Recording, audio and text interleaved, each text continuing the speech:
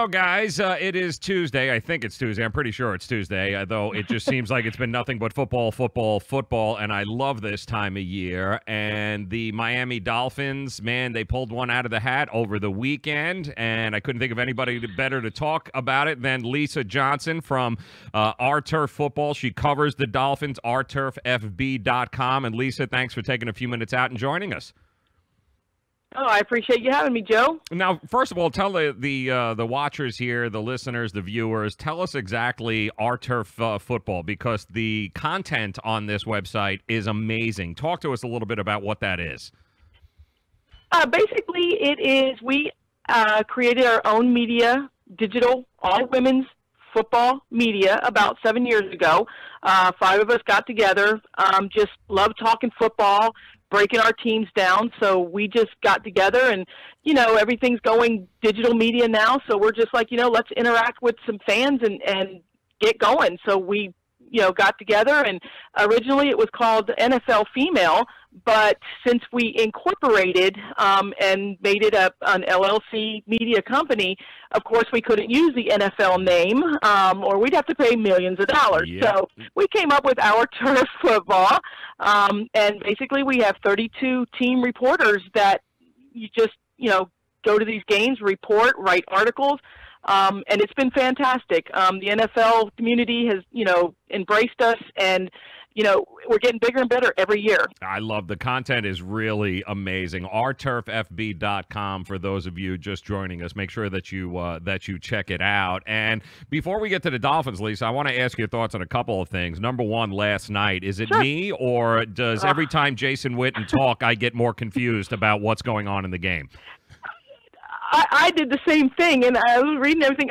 At one point, he was talking about like trucks in the end zone. I'm going, what are we talking about? So, I kind of like turn the sound down a lot now and just kind of watch the game, and I don't get it. I honestly don't get it, because I spent some time. I try to listen to it, and then just things come out of the speaker, and I'm going, I don't know what this man is talking about. I have no idea what any of them are talking about. Booger McFarland's in a cage on the field. I don't know what they're doing with him. Like, I don't understand the whole setup. It's a little mind-blowing to me. But Aaron Rodgers did it again last night. Less than 60 seconds, marches down the field. You kind of knew it was going that way once San Francisco wasn't able to move the ball there the last couple of possessions. You knew it was setting up for another Aaron Rodgers moment. But, you can't give up 30 points like they did, certainly 24 in the first half to San Francisco, for me to take this team seriously. They've got some defensive issues there. Oh, yeah, they do. I would think kind of both teams do, because we were kind of joking about that last night. Are we watching two really good offenses, or are we just watching two real bad defenses? But like you said, you couldn't script it any better, could you, Joe? No. I mean, last second, that's, bloody sleeve. I mean, it was just, twisted ankle. Today we'll probably find out it was broken. Who knows? That's where it goes. So, so like I said, it was, they got some defensive issues, and like I said, the 49ers had themselves in position to win that game. They really did. And, you talk to a lot of coaches around the NFL, and that's all you can ask. Give us a chance at the end to win the game. And, they had their chances. Yes, they did. Lisa Johnson joining us, Dolphins reporter, Our Turf Football, ourturffb.com. Make sure you guys check it out. Last night we got 60-some-odd points, another record-breaking ratings week in the NFL, dominating the ratings once again, 100 times better than what it was last year over the last few years. I'm wondering, Lisa, because I'm asking everybody, what do you attribute the eyeballs to television sets this year in the NFL? Is it the young crop of quarterbacks? Is it the high scoring? Or I happen to think it's gambling, and it's the legalization of being able to bet on these games, because who the hell else would watch the Cleveland Browns? That's a great point. I actually kind of never thought about the gambling issue on that, but that is a great point. If taken that out, if I didn't, think about that, I would think it's just the rule changes have just made this a very, offensive friendly football, and people love shootouts. And I think, like you saw Twitter light up last night. You saw Twitter light up Sunday night with Brady. These are, high quality rated quarterbacks, shall I say, and everybody laughs. The NFL couldn't script it any better with these two, and the way these games come out. So, I would think that, a little bit more of offensive power, but, the gambling, like you said, it's, since they legal. Yeah, you're right. I never kind of thought about it on that part, but that makes perfect sense. Yeah, no, because nobody else is watching the Raiders or the Browns unless they have money on it. Because let's be realistic. Well, I think a little bit with the Browns now with Baker Mayfield. I think the Browns got a little bit of interest, but and the Raiders are starting to kind of like, oh, what happened to Gruden? I think there was high expectations there, and now it's like, oh, okay, maybe the game's passed him by. So. Yeah. Well, you try and build a team like it's 1998, and this is what you get. I mean, we can all see that coming. Exactly. We can all see that coming. Absolutely. Lisa Johnson joining us. All right, your Dolphins, and here's the thing I'm worried about with the Miami Dolphins fan base. Okay, the Miami Dolphin fan base now, just its recency bias.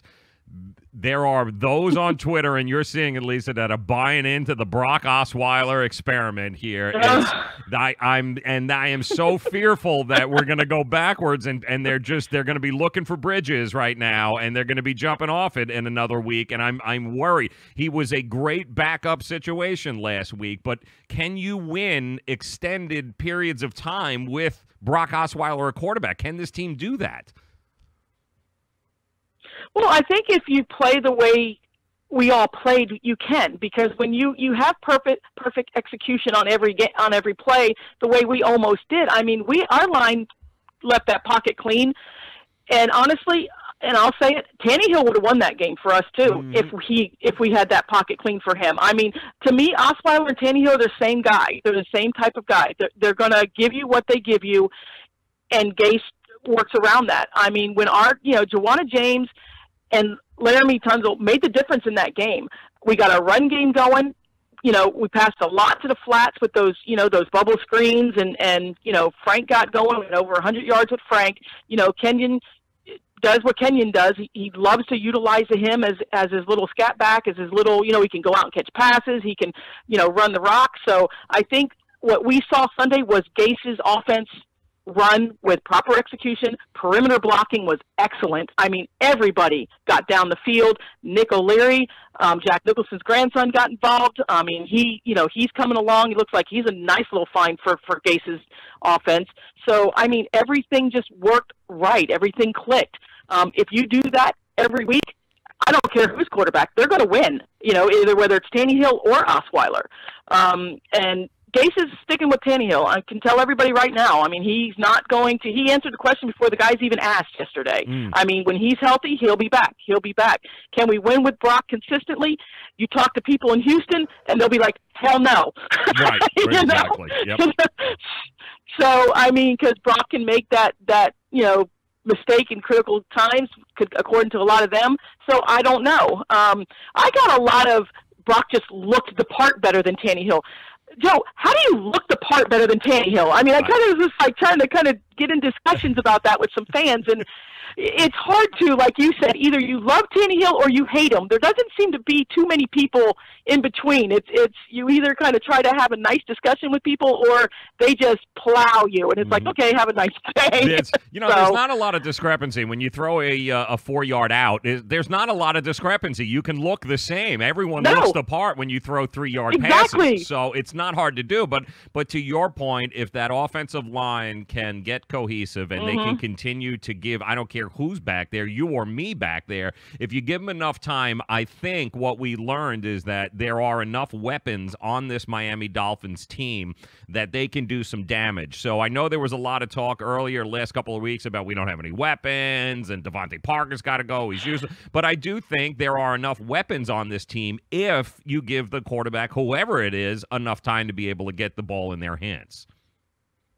Oh, absolutely. I mean, you can, and you saw it, Sunday. I mean, everybody was involved, and I loved it. Like I said, but that's what happens when the game's won up front. When those big boys win the battle up front, you're going to have success 99% of the time. Yeah, when is the last time you remember, and this was in the same weekend, and I know you were watching the Dolphin game, but I was watching the Denver game later, too, and I never heard the words Khalil Mack or Von Miller in either one of those games, and I'm thinking this is just, maybe Khalil Mack, and he's from Fort Pierce, so you know that. He's from the Florida area. Yes, sir, I do. But that 90-degree weather, man, they were sucking wind coming off of a bye week. I mean, you're talking a different animal here, and people don't understand. Miami does have a very distinct advantage, a home field advantage when it comes to that. We're playing 90 degrees in October while everyone else is playing in 40 degrees. It makes a difference. It sure does. I mean, and we'll go back to Monday night last night. It was 36 degrees. You go from 36 degrees to 110 degrees humidity. That you'll struggle. And you start grinding these guys in the third or fourth quarter. I see it. I'm in the stadium. I see it. I see them throwing up. I see them getting IVs. I see them. Sucking the oxygen. It's hot down here. Yeah. It tremendously helps us. And it's been no secret that the way our stadium is designed, you're in the sun the whole game while the Dolphins are in the shade. It's so when teams come down here and prepare, they have to get shade up. They got to get fans going because you're right. It's brutally, and being down on that field for people that don't know, I've been down on that field and I have left that field going, you know what, it's just crazy hot down here. I'm going back to the shade. Yeah. So, and I'm from here, Joe. I'm from here. I'm like, I'm good. Amen, Lisa. Amen. Lisa Johnson, Our Turf Football, OurTurfFB.com. She's a Dolphins reporter. She follows the team. I want to ask you, too, about Adam Gase, because the thing that I took away with everything that's happened over the last couple of weeks and the victory here is Adam Gase could give a rip what you think about him. Adam Gase is not here to make friends. Adam Gase doesn't care if you like him. And this goes for the media, this goes for the public, and more importantly, it goes inside that locker room. He is not here to make friends, and I think he's kind of put his stamp on this in this organization. It's something we haven't seen in the past, but he is no nonsense, doesn't care what he's going to do it his way. He believes, if nothing else, in his way and what he is doing, and maybe we all ought to just take a step back and appreciate what we've got in Adam Gase as a head coach here. Yeah, and who's the first coach you think of that he mimics in that regard? Yep. Mine is. Oh, we lose you.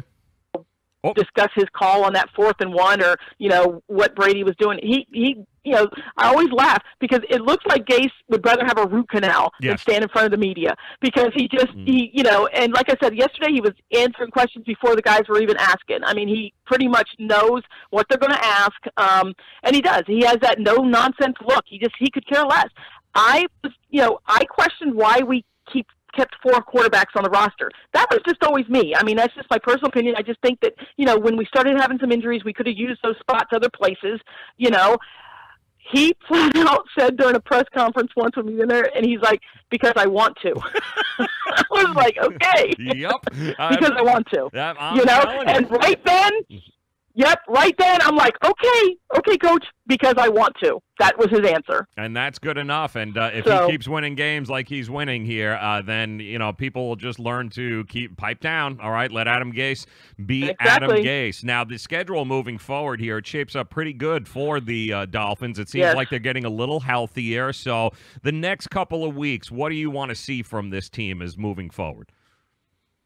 I want to see the same thing, consistency. I think and I want to win the battle up front. And I think, like you said, we just talked about it. I don't really go into the quarterback thing because, like I said, I think both quarterbacks are the same kind of mold quarterbacks.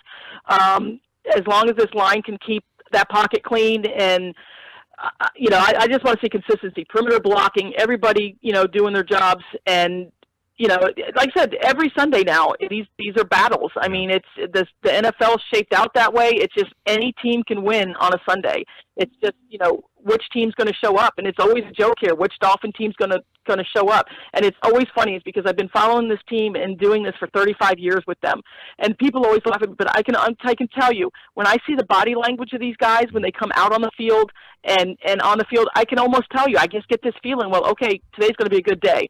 Or, I can see the demeanor of them and stuff like that. I'm like, oh, we're going to struggle today. Right. It's bizarre. I know people are like, you're crazy. I can tech, watching these guys and the way they warm up and stuff, you just get that sense of feeling of how they were. And Sunday, they were jacked up. They were all, high-fiving. They were, steady. And it looked like, I was like, I want to have a good day today, I think. And, wow, look at the game we got. Yeah. So, I would like to see that. I'd like to see, Gase is Gase, like you said. We haven't really seen that trickery that people always said, oh, where's our offense? Where's this, great Gase offensive-minded coach? We're starting to kind of settle into, what, if you execute Gase's plays, they're going to work. Yeah. We got, Wilson on the side. We got Grant. We got Gore. We got Kenyon. Michael Leary. He gets everybody involved. And just don't kill ourselves. Penalties are still an issue with this team. I'm telling you, the penalties, we got to get those cleaned up a little bit better, because we certainly can put ourselves behind the chains with some penalties. So, I'd love to see a penalty-free game, which I know is almost impossible, but I'd love to see at least, cut that in half. A little more discipline, yes, we can all use that. And Lisa, one more question before I let you go. Lisa Johnson, Our Turf Football. Yes, sir. You almost lost Kenyon Drake, okay? Not from a physical standpoint, but from a mental standpoint. You almost lost him last weekend, and I thought him being on the field on that final drive, I'm not sure if it was a message being sent by Adam Gase, like, let's go, rub some dirt on it, get your ass back in there, or Frank Gore just couldn't breathe, and that was the reason why he wasn't out on the field. But either way, I think it accomplished what it was, whether it was meant to or not. I do think that was the kind of confidence boost Kenyon Drake needed, and it's something you're going to have to watch moving forward because he took that pretty damn hard. Oh yeah, definitely. And red zone fumbles. Oh, especially that late in the game, you're going to win the game. You're going into the end zone. All you have to do is hold on to the ball. I thought it was a statement. I think Frank would have been fine taking the handoff. I think tremendous kudos to our coaching staff, recognizing that, getting him back in there, getting his confidence back, starting to build, that is a tremendous boost to say, listen, get your butt back out there. Yep. You got to win this for us, so I loved it. I know Frank was tired, but Gore's a beast. I mean, I think he would have been fine too. He's used to this down here, so I was good with it. I liked the call. I thought our coaches did a fantastic job getting him back out there. Just like riding a bike. You fall off, you get back on the bike, you got to ride it. Yep. And so, they need him going forward. We need him. So we need him mentally and physically in this game. And I think that was a message to him saying, look, we got you back. We're going to take care of this. Yeah. So not sure that would have happened in New England, but you know what? Maybe that is the big difference between Adam Gase and Bill Belichick. All right, Lisa Johnson, Our Turf Football, OurTurfFB.com. Make sure you check it out. Some amazing content there, following all the NFL teams around the country. Some great stuff. Lisa, I thank you for your time. Have a good time this weekend. I look forward to doing this again. Yes, sir. Appreciate you having me on. And do me a favor also. Tell folks about your podcast, if you would. Yes, sir. We do our podcast on Tuesdays. It is called Our Turf Tuesdays. You can find the links on Twitter at OurTurfFB.com. You can follow us on Twitter, and we'll have all the links up. We have guests. It's a half-hour show, so we have a variety of guests from around the NFL. We'll be talking trade deadlines and player rosters and injuries actually tonight on our podcast. Awesome. Great stuff. Make sure you check it out. OurTurfFB.com. Lisa Johnson, thanks again. Have a great week. Thank you, Joe.